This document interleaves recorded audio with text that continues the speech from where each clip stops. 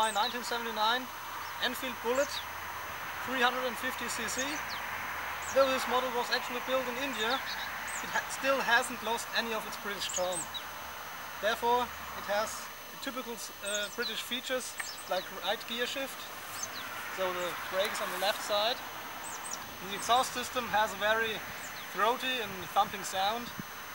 And a very special feature about the gearbox is the neutral finder, with which you can always shift into neutral position. Whether you're in the fourth or the second gear, doesn't matter.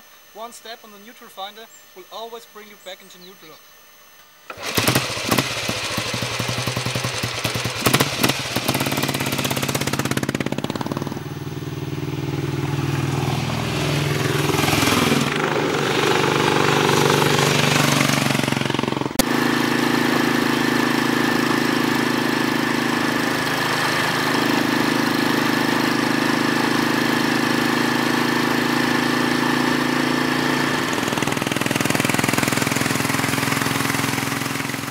The suspension is hard. It feels almost like riding a rigid frame model. A softer saddle may be the solution if you don't like to get to know too much of the street's condition.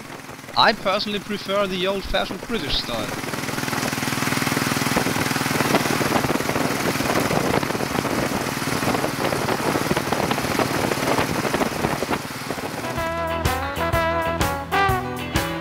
The brakes are adequate. Even though having half-pump drum brakes attached to the rear as well as to the front wheel, it really doesn't match modern standards. You should always keep that in mind when driving a Bullet.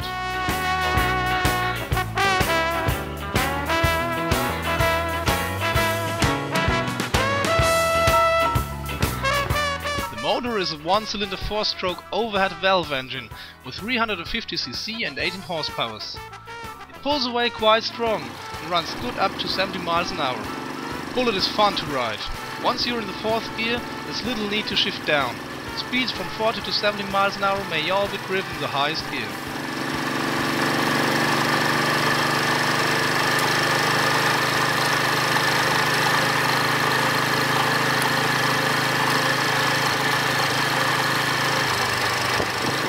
The Enfield handles quite good.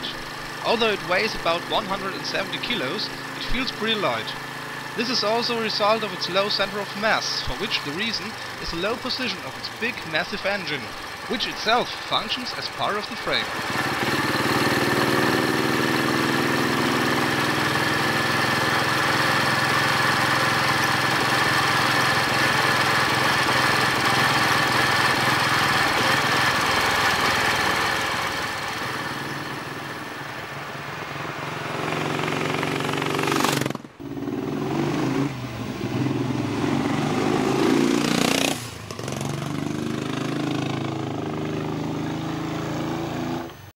Shouldn't let a rev too high. The Bullet is running most comfortable at about 60 miles an hour, and that's also the speed it should be driven at if you don't want to end up with a broken conrod or twisted crankshaft. Because one of the biggest problems of the remarkably nice looking engine is the weak big and floating bush, which tends to react very sensitive to low lubrication or oil pressure at high revs, just like the alloy conrod. At fault may be a bad quality management and control by the factory in India. High quality spare parts are available though, but expensive. But you don't have to be afraid. Things like that happen from time to time, but it doesn't have to mean it will happen. Bullet runs good in most cases, and if you treat her the right way, it may last you a long time.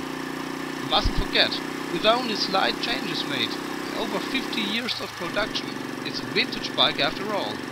Although the Bullet definitely isn't what you might call a perfect bike, sure is worth all the effort, and it's a certain eye-catcher. It will always attract attention, and you might need to answer 1 or 2 questions, or be told what a nice bike you